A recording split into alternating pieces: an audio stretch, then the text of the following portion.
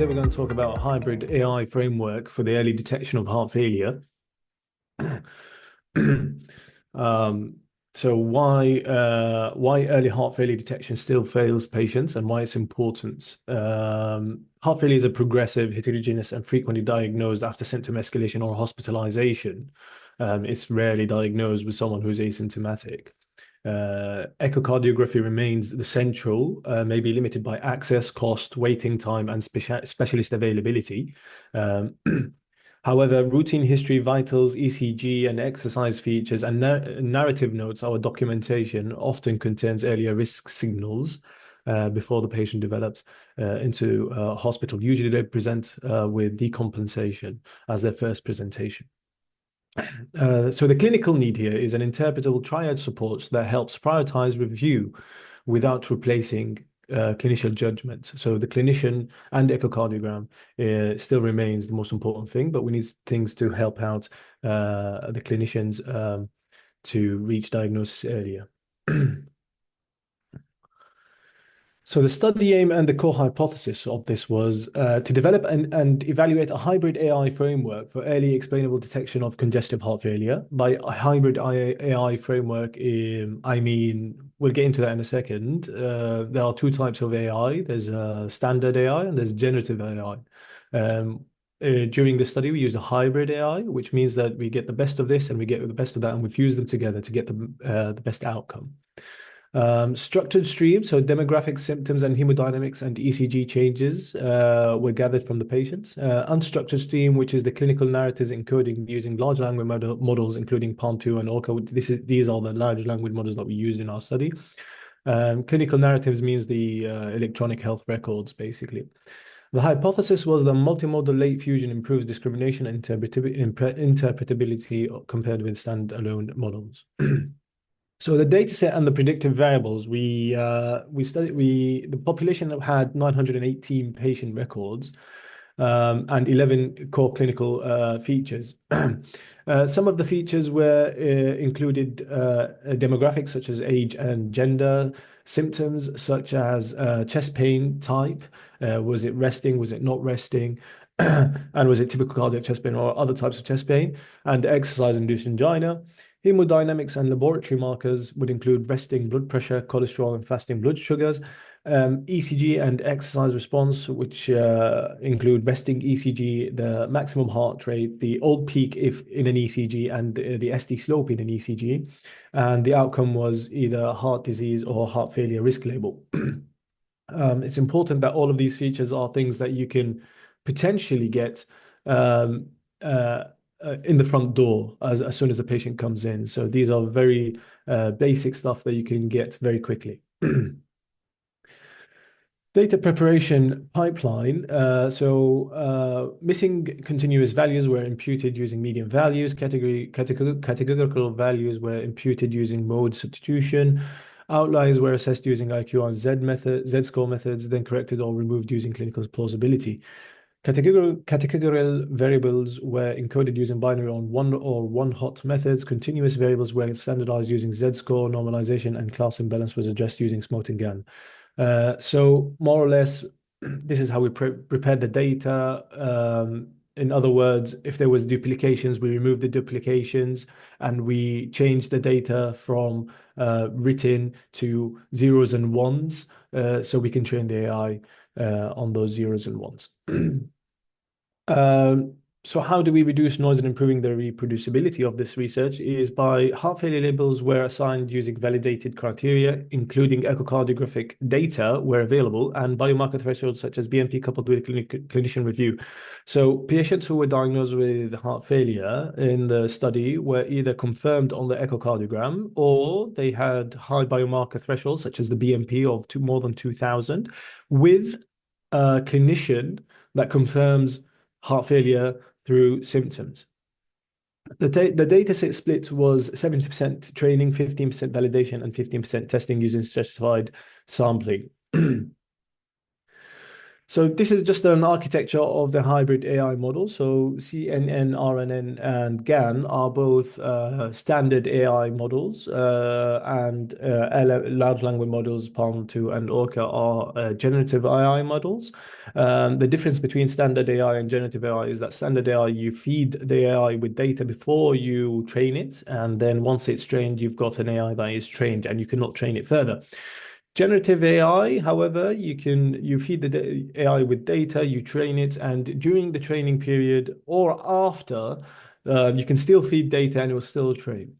Think of it. I think the most common one these days is ChatGPT, which is a large language model. It trains it despite it being already trained. And then we fused the data. We used MetaLearner to fuse them together, get the best out of the two worlds. So this is just tells you which each AI and what the advantages of each one is. And this is the how we trained it and optimized it and fused it together. So reaching the results, headline performance for the hybrid AI, which we used for both the standard and generative AI, is that it had the highest accuracy, precision, recall, F1 score, and AUC ROC score, which is a score usually seen and used in AI, but not really in medicine. This is a graph, and this is more, it shows things clearer here. So this is the standard AI models on the first three, and then the generative AI, and then by fusing them together, we had the highest results. Accuracy being the proportion accurately classified. This is the most important thing. How accurate is the AI in identifying patients with heart failure, just using the features that we used.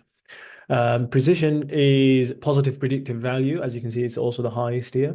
And recall is the sensitivity. It's also the highest here. And the F1 score is the harmonic mean of sensitivity and PPV, which is very important in medicine. It's also the highest in the hybrid AI. And the AUC ROC is the concordance statistic, which is usually used in AI rather than medicine. The accuracy and error burden of each model can be seen here in this table. The accuracy being the highest in the hybrid AI model, of which 874 patients were correctly identified with heart failure out of 918 patients after we've trained the model. So this is the confusion matrix. So as we can see, we've got 111 true positives, 90 true negatives, 5 false positives, and 4 false negatives. In other words, this shows very strong sensitivity while maintaining a very low false positive. So as we train the AI on the features that we mentioned earlier, 11 features for each patient, most of these features, as mentioned earlier, can be seen, you can get them at the front door, and they're quite easily to access. As we train AI, we see that some features have more importance than others, and they affect the results more than others. So we just wanted to show here a graph of what features drove the AI and which features were more important than others and affected the results. The highest importance one was the chest pain type at rest, typical cardiac chest pain having the highest impact. So in other words, patients with resting typical cardiac chest pain are more likely to have heart failure or will develop heart failure soon. And it has the highest importance. Major exercise and ischemic signals, such as the maximum heart rate, the exercise, and if the patient had exercise angina, so not at rest, no chest pain at rest, but only when exercising, and an old peak, which is also an ischemic change on an ECG. These were major features that had a lot of impact, including 12%, 11.4%, and 10.6%. The traditional variables, such as the age, blood pressure, cholesterol, and fasting glucose, contributed complementary in the middle here. Sex being one of the low importance factors for heart failure. So how the model could support a safe care pathway. So a patient comes in, you input routine clinical assessments, you assess the patients, you check their past medical history, their age, their glucose, their cholesterol, if there are any readings for that. the ECG, exercise variables, and available clinical text that you already know about this patient. The output would be heart failure risk probability model, confidence, and feature level explanation. So it would tell you the probability of this patient having heart failure or developing heart failure. Uh, uh,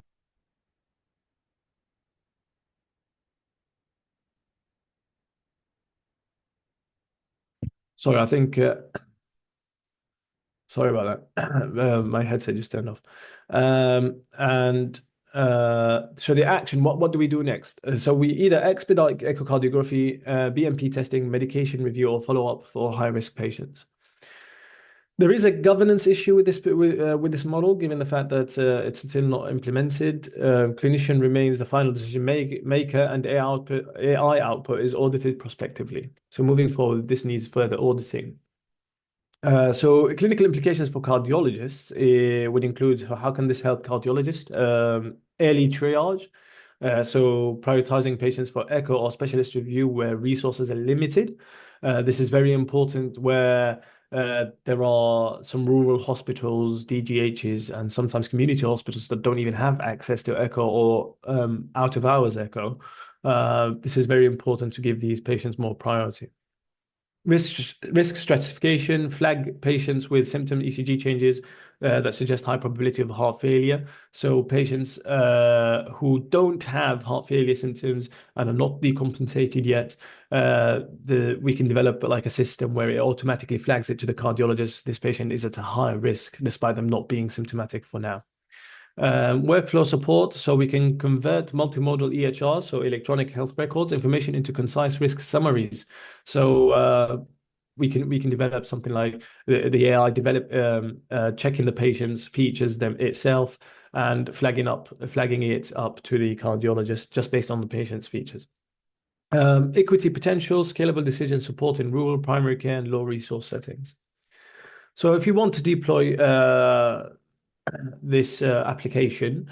Phase one would be something like a silent validation in the background without influencing clinical care. So the clinician, the cardiologist does his thing, AI runs in the background, it does not affect it. Prospective audit against the heart failure diagnosis and echo findings and outcomes. So we then compare it to the physicians and the cardiologists, what they say. And then clinician in the loop, we have the clinician look at it and start using it and then continuous monitoring it for calibration, drift, bias, alert fatigue, and patient outcomes. The strengths of this study were, first of all, it's a multimodal design, combines structured physiological data with clinical narrative information, benchmarking against several baseline models demonstrates incremental value of a hybrid fusion. It was not just trained on one AI, it was trained on five, three of which standard, one of which was generative, and then the hybrid model. Explainability methods improve transparency and support clinician trust. So not only does it tell you the risk of developing heart failure, but it would also tell you the features that had the most importance, and it would also tell you the confusion matrix, or true positive and true negatives. Imaging independent risk stratification addresses real-world constraints in echocardiography access. This is very important because you don't have echocardiography services in rural areas and services with with low financial support and also out of hours. So the limitations of the study was that it's a retrospective study and it contained 918 patients from the UK and the US.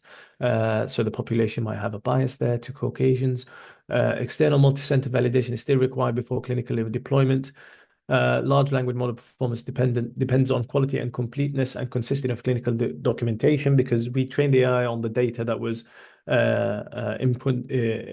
input from electronic health records. So if the electronic health records had a bias or had an error, that would be implemented into the AI training. The current model only tells you if there's a heart failure or decompensation of heart failure, but it doesn't tell you which type because there's multiple types of heart failure, reduced ejection fraction or preserved ejection fraction, right-sided, left-sided, and so on. Computational and clinical governance requirements may challenge implementation in some settings. Implementing something like this will require a lot of logistics to deploy. Future research agenda. So what needs to happen next is prospective external validation across multicenter and multi-ethnic cohorts, subtype-specific modeling, so for reduced ejection fraction and preserved ejection fraction using echocardiogram, human factor research such as clinician trust, alert fatigue, and workflow fit can impact on patient outcomes.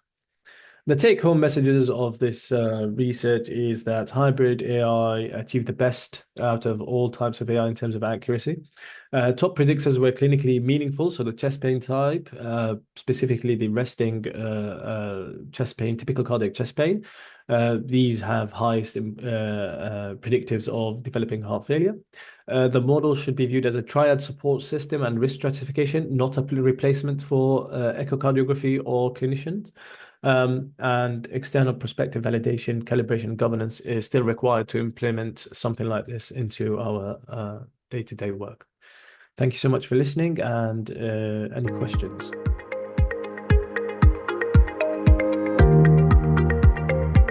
Hi, hi everyone. My name is Dr. Muhammad Usama. I'm one of the internal medicine trainee currently working in Nottingham University Hospitals in United Kingdom. Before starting, I would like to thank all the team members of Scientex who are giving us the opportunity to present this project in the conference today.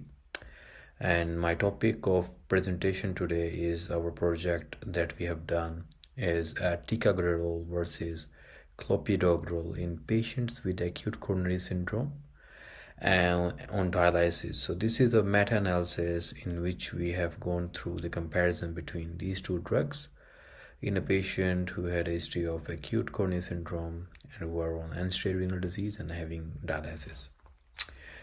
So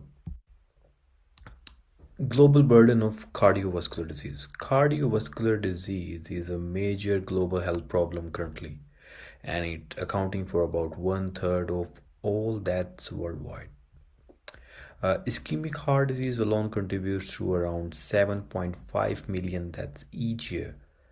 Among these, acute coronary syndrome and sudden cardiac deaths are the leading causes, responsible for approximately 1.8 million deaths annually. This highlights the importance of optimizing treatment strategies in this high risk population.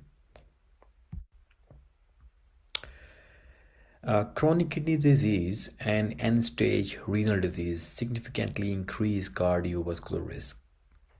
As kidney function worsens, the risk of cardiovascular complication also increases. In fact, about 30 to 40% of patients presenting with myocardial infarction have underlying chronic kidney disease.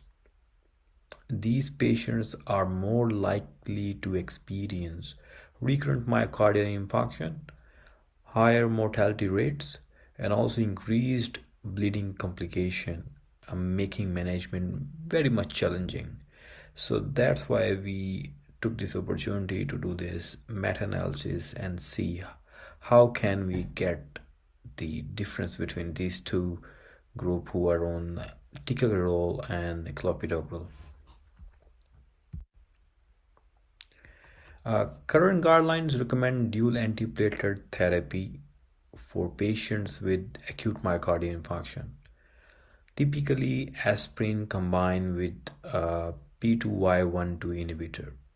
Clopidogrel was historically the most commonly used agent. However, new agents like ticagrelor have shown better outcomes in general ACS population.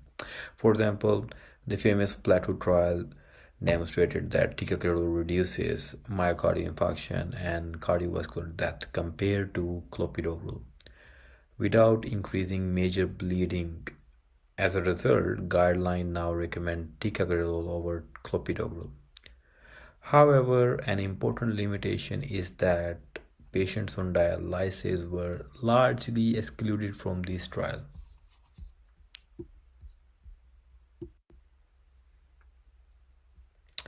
Patients on dialysis represents a unique and complex group. They have altered platelet functions, which result in both an increased tendency to bleed and a high risk of thrombosis at the same time. So that's why it is a bit challenging here. They also tend to have worse outcomes after procedures like PCI, with higher mortality even after successful treatment, unfortunately. Ticagrelor have some pharmacological advantages, such as faster onset of action and independence from cytochrome P to C19 metabolism. However, it remains unclear whether these advantages translate into a better clinical outcomes in dialysis patients or whether they increase bleeding risk.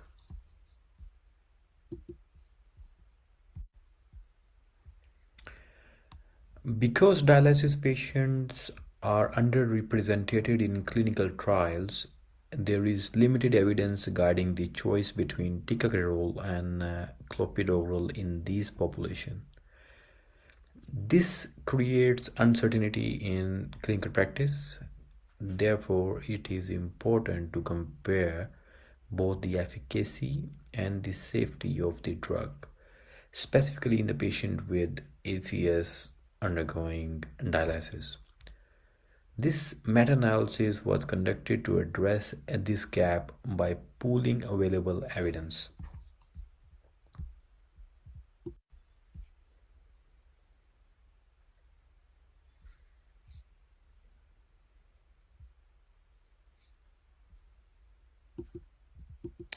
This study was a systemic review and meta-analysis conducted according to PRISMA guidelines, which are the standard for reporting such studies, obviously. Comprehensive literature search was performed using major databases including PubMed, Embase, and Web of Science. The search includes studies published up to May 15, 2023. To ensure completeness, both keywords and MESH terms such as clopidogrel, ticagrelor, acute coronary syndrome, and dialysis were used. In addition, a reference list of included studies were manually screened to identify any missing articles.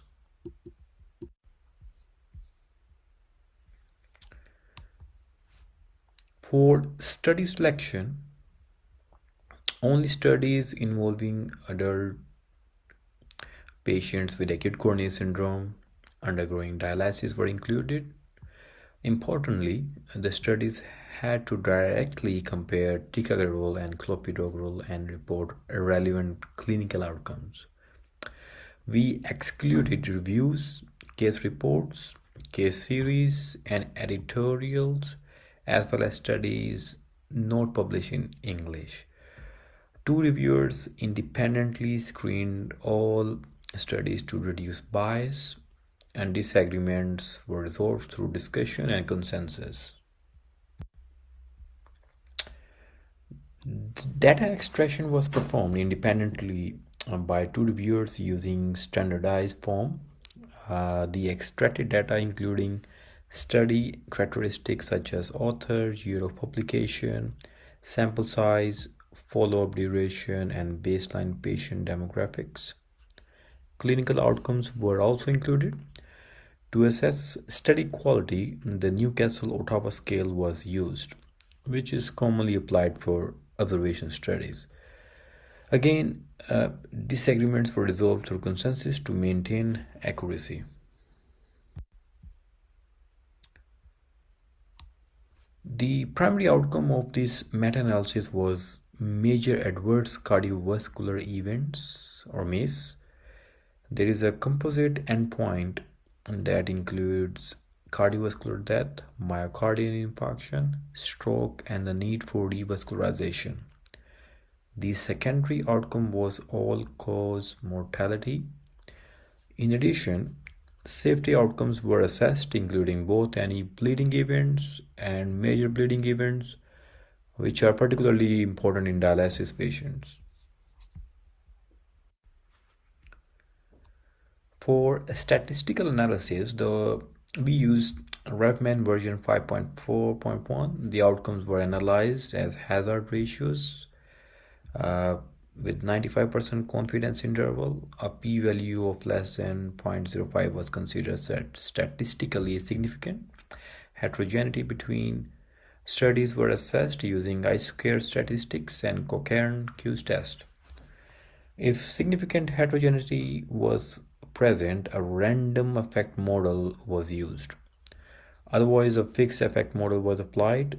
Finally, sensitivity analysis was performed using a jackknife approach, where each study is removed one at a time to assess the stability of the result.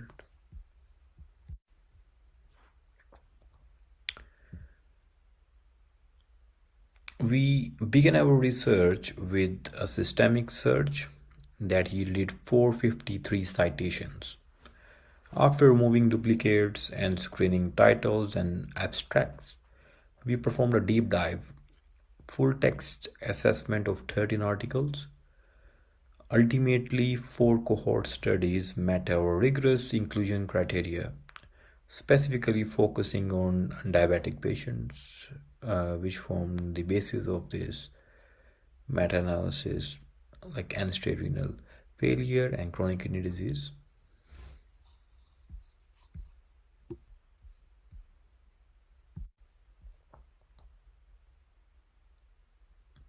The 4 studies included represent a robust global sample of over 5,400 patients.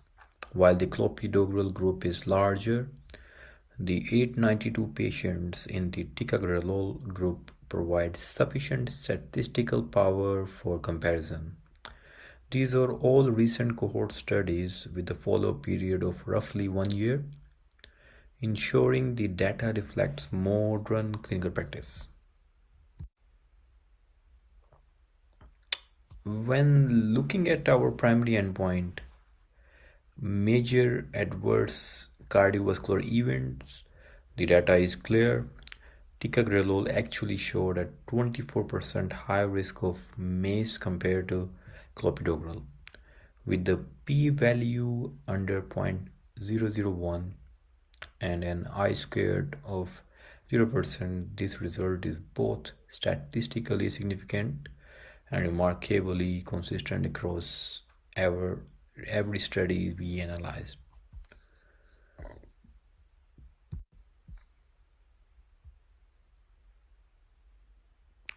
If we look at why the MACE was higher,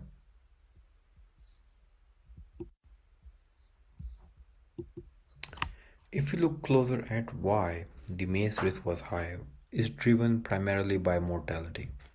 Cardiovascular death was 60% higher in the ticagrelor group, and all-cause mortality was 42% higher. Interestingly, we saw no significant difference in the rates of myocardial infarction or stroke between the two drugs, suggesting the differences lie in survival outcomes rather than just recurrent events. Safety is just as critical as efficacy. While the overall number of bleeding events was similar between the groups, the severity was not. Ticagrelor was associated with a 47% increase in the risk of major bleeding, quite significant. This creates a challenging clinical profile. Ticagrelor shows both higher mortality and higher major bleeding risk in these patients. To ensure these results were not an anomaly, we performed a quality assessment and sensitivity analysis. Every study included was rated as good, and even when we removed individual studies to check for bias, the result for MACE remained stable. This confirms that our findings are robust and provide a reliable basis for clinical decision making. So, why did we see these results? We have to remember that dialysis patients are physiologically unique. While cardiovascular diseases cause about 22% of death in the general population, That number jumps to significant 71% for these renal failure patients. The dialysis process itself accelerates atherosclerosis through platelet problems and vessel calcification. Interestingly, previous research suggests that once a patient's eGFR drops below 30, the traditional benefits of potent antiplatelet like ticagrelor seems to diminish, likely because the underlying vascular damage is already so advanced.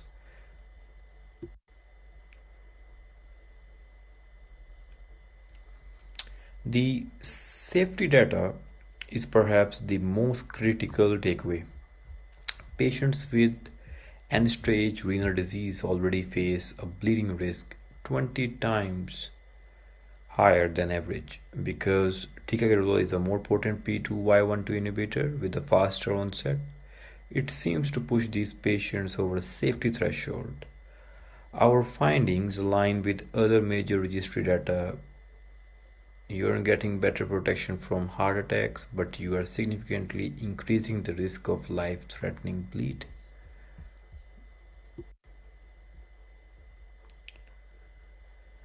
To conclude, while this is the first meta-analysis specifically looking at this dialysis population, we must interpret the results with caution.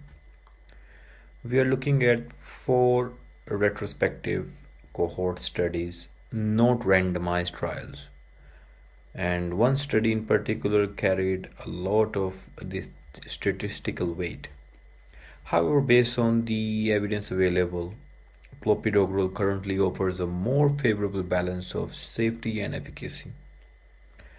Until we have a large-scale randomized controlled trials to tell us otherwise, clopidogrel should remain the preferred choice for ACS patient undergoing dialysis.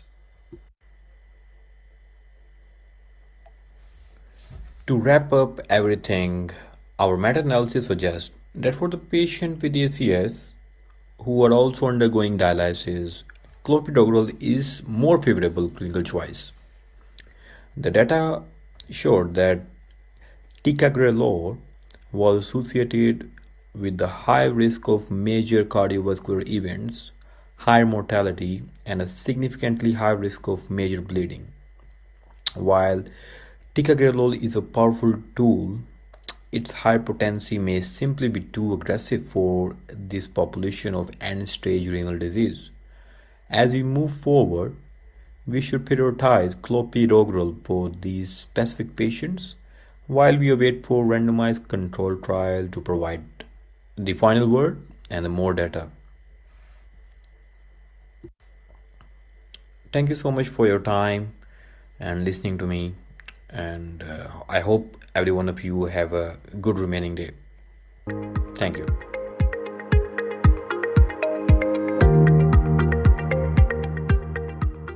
Good morning. My name is Dr. Chaudhry Zaid Riaz, and I am an internal medicine trainee at Nottingham University Hospitals.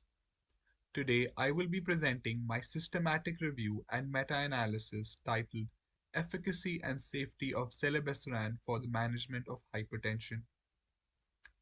This presentation will cover the background, methodology, results, and clinical implications of this novel RNA interference therapy in hypertension management. Hypertension is often referred to as the silent killer because it remains asymptomatic for long periods. It represents a massive global health burden affecting approximately 1.28 billion adults worldwide and over 100 million in the United States alone. It is also one of the leading causes of premature mortality globally. Because of this, the World Health Organization has set a target to reduce hypertension prevalence by 33% between 2010 and 2030. Currently, management relies on a combination of lifestyle modification and oral medications such as ACE inhibitors, angiotensin receptor blockers, calcium channel blockers, and diuretics, beta blockers, amongst others. Despite the availability of multiple treatments, there are significant gaps. Only about 1 in 5 patients achieve adequate blood pressure control. Adherence is also a major issue. Up to 50% of patients discontinue therapy within the first year. This is largely due to burden of daily medications and side effects. This highlights the need for novel therapies that are simpler, long-acting, and can improve adherence.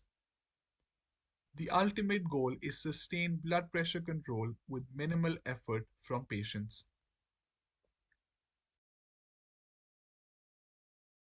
Zilebesiran is an investigational therapy targeting the renin-angiotensin-aldosterone system, which plays a key role in the pathogenesis of hypertension.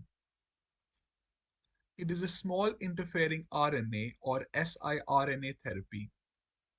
It works by targeting the liver where it reduces angiotensinogen mRNA production. This leads to a reduction in all downstream angiotensin peptides. Because of this upstream mechanism, it has the potential to be effective even in resistant or uncontrolled hypertension. This is a diagram representing the mechanism of action of zilebesiran.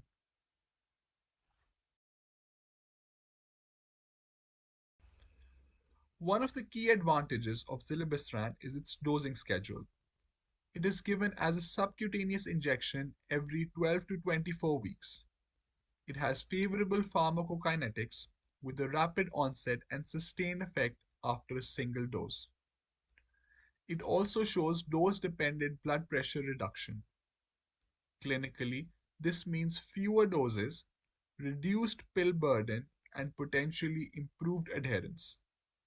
This makes it a promising option for long-term blood pressure control.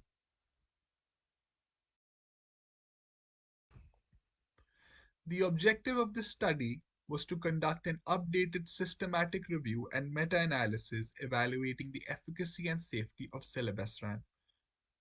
The rationale behind this is that existing evidence is limited. Previous reviews included only 2 RCTs. This study strengthens the evidence base by including 3 high-quality randomized controlled trials, including the latest CARDIA-2 trial. The aim is to provide comprehensive, up-to-date evidence to guide clinical decision-making. This study was conducted as a systematic review and meta-analysis of randomized controlled trials following PRISMA guidelines. We searched 5 major databases, including PubMed, Cochrane Central, ScienceDirect, Google Scholar, and clinicaltrials.gov. The search strategy used a combination of keywords and mesh terms such as zilebesiran, hypertension, randomized controlled trials. Boolean operators like and or were used to refine search. The final search was conducted in May 2025.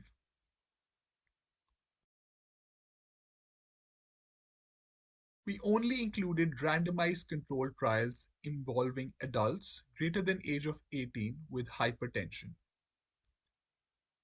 In these studies, zilebesiran could be used as a monotherapy or in combination with other antihypertensives. Comparators included placebo or standard therapy. Outcomes included changes in systolic and diastolic blood pressure. Only peer-reviewed English language studies were included. No ethical approval was required as this was a secondary analysis. Risk of bias was assessed using the Cochrane ROB 2.0 tool. Data extraction was performed independently by 2 reviewers to minimize bias. Statistical analysis was done using RevMen 5.4 with the random effects model. We used mean difference and odds ratio with 95% confidence intervals. Heterogeneity was assessed using I-squared statistic. Initially, 348 records were identified. After removing duplicates and screening, 25 full-text articles were assessed. Finally, only 3 RCTs met the inclusion criteria and were included in the analysis.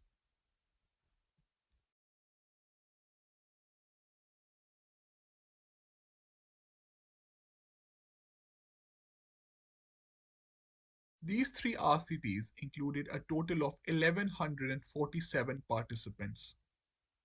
The mean age was approximately 57 years, and about 45% female participants were included.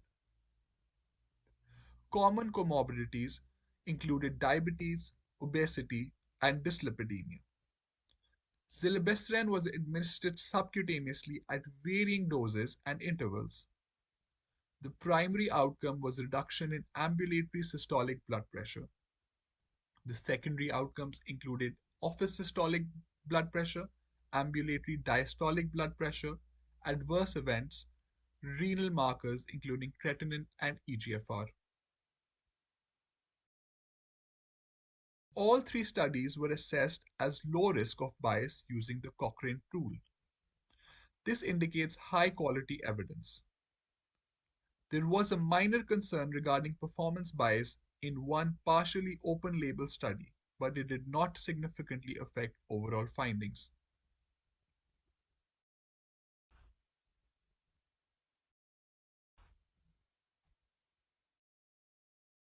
The results showed that at 12 weeks, zilebesiran significantly reduced ambulatory systolic blood pressure by approximately 11.9 mm of mercury. At 24 weeks, the reduction was around 9. Both results were highly statistically significant. However, there was high heterogeneity between studies, likely due to differences in dosing and combination therapy. Similarly, office systolic blood pressure showed significant reductions. At 12 weeks, the reduction was around 10.7. At 24 weeks, it was approximately 8.5 mm of mercury. Again, results were significant but showed high heterogeneity. Zilebesiran also significantly reduced diastolic blood pressure. At 12 weeks, ambulatory diastolic blood pressure decreased by about 8.7. At 24 weeks, it decreased by around 7.9 mm of mercury. Importantly, there was no heterogeneity here, indicating very consistent results across studies. There was a modest increase in total adverse events compared to placebo. However, these were mostly mild to moderate. Importantly, there was no significant difference in severe adverse events.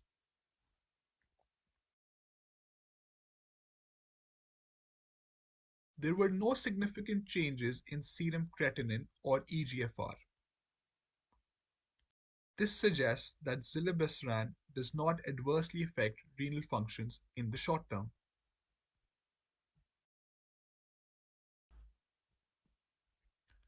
Since only 3 studies were included, formal assessment of publication bias was not possible. Funnel plots require at least 10 studies to be reliable.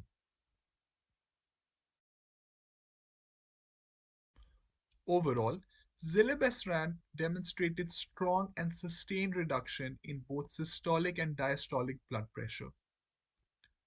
Results were consistent across all trials.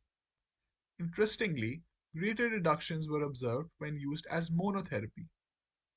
In terms of safety, adverse events were slightly increased but mostly mild, and there were no significant renal effects.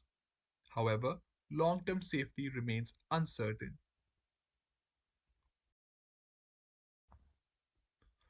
This study improves on previous reviews by including 3 RCTs. It evaluates both short-term and medium-term outcomes. It also identifies potential advantages as monotherapy and uses rigorous methodology with low risk of bias. However, there are limitations. Only 3 randomized controlled trials were included. There was heterogeneity due to different dosing regimens. Follow-up duration was short, limiting long-term safety conclusions.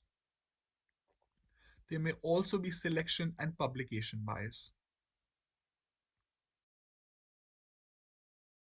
Zilebesiran shows promise as a long-acting antihypertensive. Its infrequent dosing could significantly improve adherence. However, there are concerns in acute illness due to prolonged renin-angiotensin-aldosterone system suppression. Cost and accessibility will also be important considerations.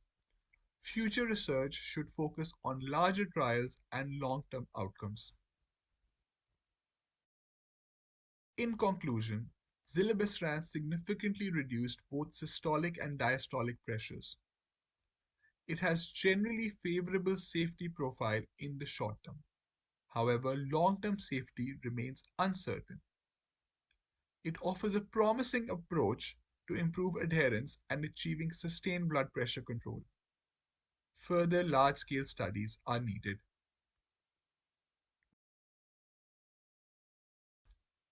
These were the references that were used during the study. Thank you everyone for your attention.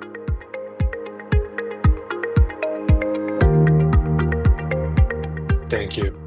Hello, everyone. I am going to be talking today about the importance of early endovascular intervention and guideline-based cardiac rehab, specifically when it comes to managing type B aortic dissection. If we could go to the next slide, please.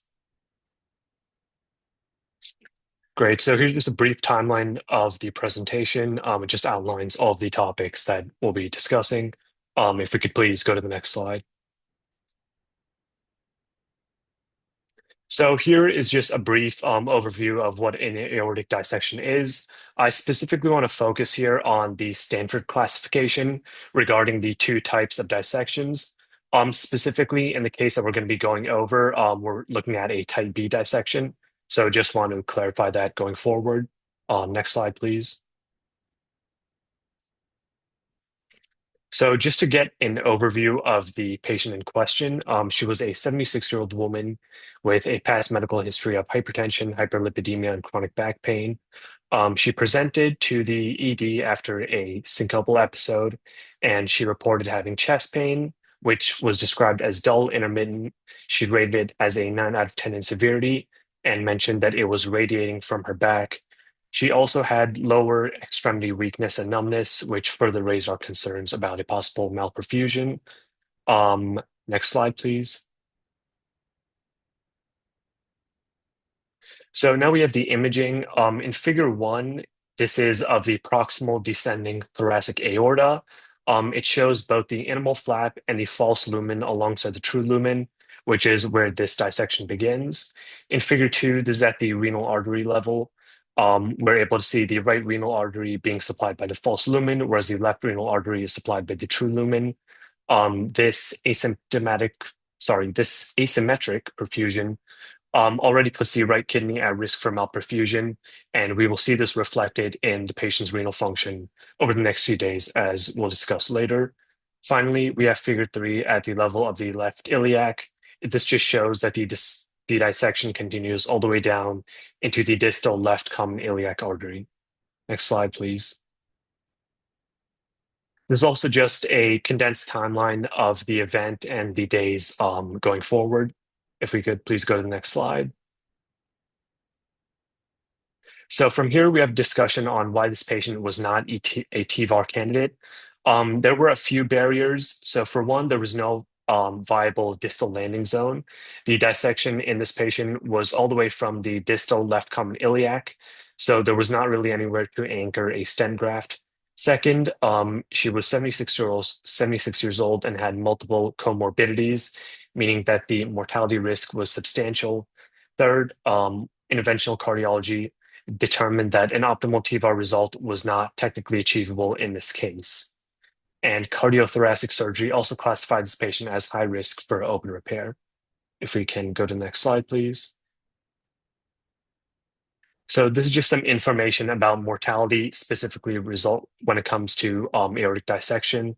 We see here that the mortality rate climbs by 1 to 2% per hour within the first 24 hours and can go as high as 80% by the first 2 weeks. Next slide, please.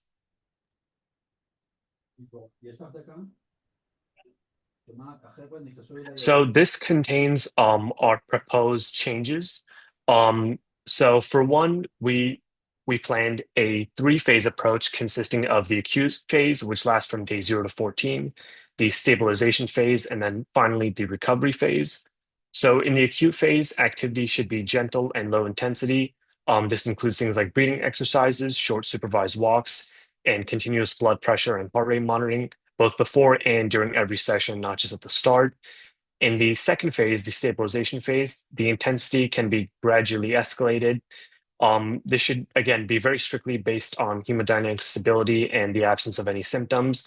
These targets should be individualized, not driven by broader protocols, and again, should be very closely monitored. Finally, in the recovery phase, more moderate exercises can be slowly reintroduced, although these should be supervised very carefully. And they should also involve continuous coordination and intercommunication across different involved departments, including physical therapy, cardiology, and cardiothoracic surgery. And if you could please go to the next slide. So these are just a few more takeaways that I want to go over. The first thing to discuss is the idea of an uncomplicated type B dissection.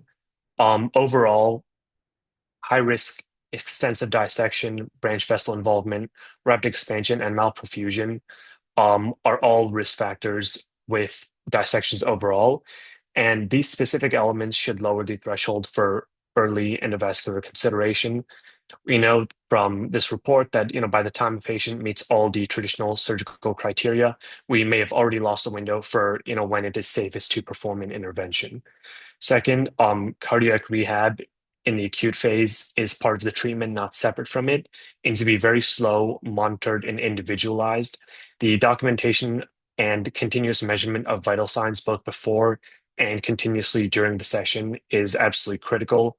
And in this case specifically, that element is missed, and what is ultimately the factor that result in the patient unfortunately passing away. Third, optimal care for these patients is based on multi-specialty departments and should be integrated using a team approach. This requires coordination across multiple divisions, both including cardiology, cardiothoracic surgery, vascular intervention, physical therapy, and primary care. Next slide, please. And lastly, these are just our references. Thank you all very much. My name is Dr. Ravacha. The presentation was done with my colleague, Dr. Baya, and we are speaking about ventricular arrhythmia following electrical cardioversion of AFib. So let me show you 2 cases and then discuss our findings to summarize. So this was 80-year-old woman who had hypertension and normal LV function on echo with moderate mitral regurgitation with persistent atrial fibrillation. In April 22, she was admitted with after successful emergent cardioversion due to rapid AFib and pulmonary edema.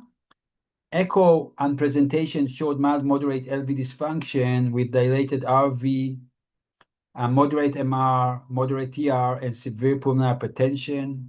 And she was suspected to have tachycardia-induced cardiomyopathy. So this was her admission, AFib, and this was the post-cardioversion ECG just after cardioversion, showing apparently normal sinus rhythm, right? But then you look, she was an amiodarone Procor 200 milligram twice a day, apixaban. I notice here the blood test with a little bit, not a little bit, but hypokalemia, low potassium levels. And you see that 48 hours after the cardioversion, after she was, after this normal apparent sinus, 48 hours, look at the QT that she has, this prolonged QT. And not surprisingly, she was discharged and they didn't notice this long QT. This was retrospectively we noticed, but few hours she had sudden death at home and she was resuscitated. And this was on the 911, the emergency ambulance ECG recorded. It's dorsal de poids thing. So she was, by miracle, resuscitated at home. Another case, a 62-year-old woman, AFib, diabetes mellitus, hypertension with moderate LV dysfunction, admitted with rapid AFib and heart failure, echo showing moderate LV dysfunction, moderate mitral regurgitation, and torrential tricuspid regurgitation. And the plan was to cardiovert and to go for TriClip to repair her tricuspid regurgitation. This was her ECG prior to cardioversion, showing this AFib with narrow QRS complexes. She was amiodarone again, and again, a little bit low potassium levels, as you see here, 2.9 milligram%. And this was 4 days post-cardioversion, showing this prolonged QT episode, VPCs, and going into salvos of polymorphic VT-VF episodes.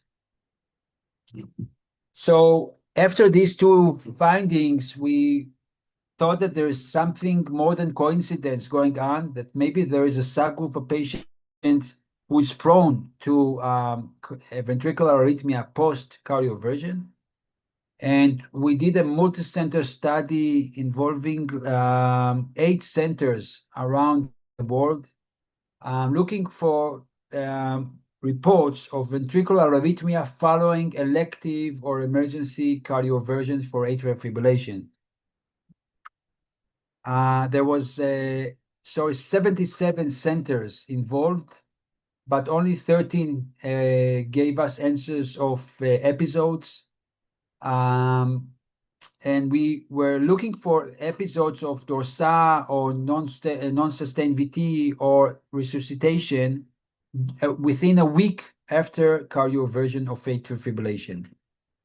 The study included 20, we finally had 23 patients with arrhythmia from 8 centers, 18 of whom had occurred within 2019 to 2023. Ventricular arrhythmia incidence was 0.16%, ranging from 0 to 1.3% at different centers. The median time for arrhythmia was 0% in centers with among the centers. So the median time of hospitalization differed significantly between centers with 0% arrhythmia and higher percent arrhythmia, noticing that in the places with no arrhythmia, it was only 5-hour duration admission. So we suspect that in these centers, they had no arrhythmia because it all happened at home and they are not aware of patient who died, like a day after at home. While in patients who monitored patients for at least a day, 24 hours post-cardioversion, they noticed arrhythmia to occur. Basically, when we look at the characteristic of these 23 patients with arrhythmia, we see that 74% had heart failure with EF, abnormal ejection fraction, and most of them had persistent AFib going on, not paroxysmal. Many with amiodarone, many with beta blockers, and many had electrolyte issues like hypokalemia, as we see. If you look at this here, arrhythmia occurred at 45 hours median time of 28 hours after cardioversion, so more than a day after the cardioversion. And here we see an example, if you can see here, an example of a patient who had a cardioversion, and you can see here afterwards a little bit QT, markedly QT prolongation 21 hours after, and then 22 hours VPC going into dorsal de poids episodes. So we noticed in our trial that a direct cardioversion was needed in 10 patients, emergency cardioversion for the arrhythmia. AADs, antiarrhythmic drugs, were discontinued, mainly Procor and other QT prolonging medications. IV electrolytes were helpful to correct hypokalemia, hypocalcemia, or hypoglycemia. And in one patient, 1 of 4 patients, isoproterenol was helpful, as well as temporal pacing. ICD was implanted in 7 of these patients and a pacemaker in 4 others to prevent arrhythmia causing QT prolongation. Basically, our conclusion, we conclude, I'm sorry,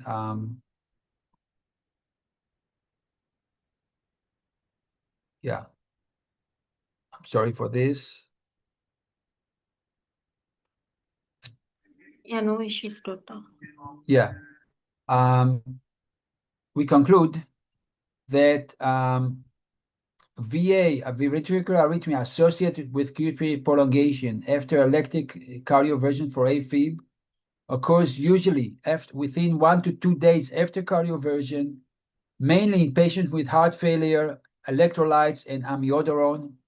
And we encourage to monitor for increased duration patients of this style, of this subgroup with heart failure, with amiodarone for more than a day after cardioversion to see if there is any significant QT prolongation. And if there is, to watch more to be sure that there is no dosage going on to prevent sudden death after a potentially very safe, considered electrical cardioversion of atrial fibrillation.